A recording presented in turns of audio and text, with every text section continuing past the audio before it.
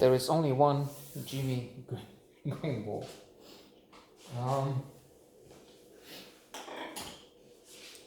I'm thinking that if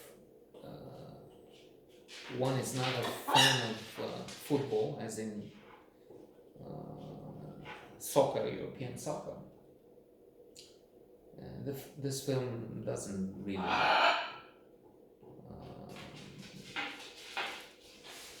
have a lot to offer.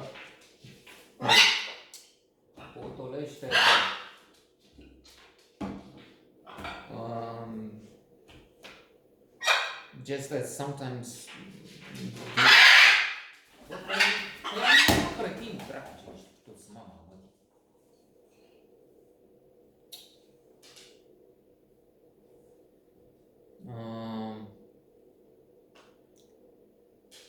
just as those who don't agree with killing of animals don't like films with hunting.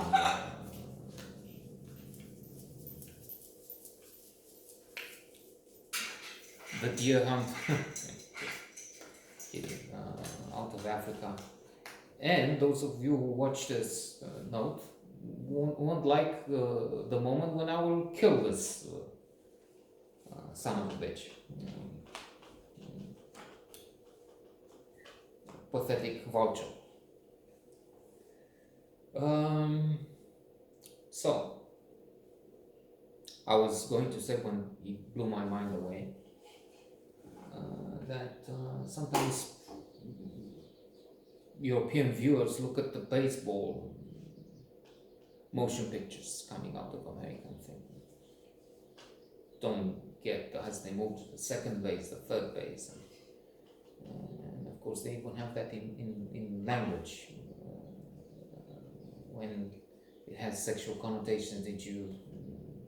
I didn't get to the second base, or presumably, I mean, I only made some moves, but I didn't score. I didn't make a point. I didn't get to have sex. Anyway, we do have a great actor here, and that's Ray Winston. That's Harry. This is not a major role. This is not his sexy beast. Incidentally, this is where I've seen him for the first time. I'm sorry, playing opposite Ben Kingsley. Ben Kingsley, not as Gandhi or something similar, or the role of a peaceful man, of a guru, a symbol of resistance, of independence of India, wisdom, but a man with so many flaws we learn, in fact. No, Kingsley was the opposite, was somebody so vile. You rarely find characters to equal this horrible, insulting, abusing man. Sexy Beast, splendid movie. And Ray Winston, well, he has a landmark performance, unforgettable, memorable. As I said, I came to admire and know of him ever since. There's also Robert Carlyle, not one of my favorites, although in Trainspotting we can all say that that's again remarkable. Also, what was that? With a man doing striptease, the unemployed who don't know what to do, and so they form a team. The name escapes me. Maybe it will come back. Well, of course, he is playing with a team of wonderful, Tom Wilkinson among them, a group of wonderful British actors. Well, when you say British actor, almost always we say somebody wonderful. Those we know, all those we know, that is present in movies, in BBC productions, plays, series, The Crown, and so on. Louis Mackenzie is also wonderful as Jimmy Grimble, the name in the title. A young boy, a teenager, who has a talent for soccer, football, but he doesn't get to play always. He has some colleagues that are, in fact, vicious. They don't let him play. I remember this scene where one of those fellas, perhaps the meanest, takes his football boots and waves them in the air and throws them into a garbage dump, so that our poor Jimmy Grimble has to chase after the garbage truck, get into that mess, and come up with dirty boots and make it just in time before the van travels to their game. Incidentally, boots have collected disgusting dirt, and you can imagine what's in there. And some of this dirt, or a lot of this dirt, is going into the lap of the foul guy, the one who threw the boots away, because Jimmy throws them in, or somebody throws them in his lap in the van. Now, Robert Carlyle is Eric Viral or something. And the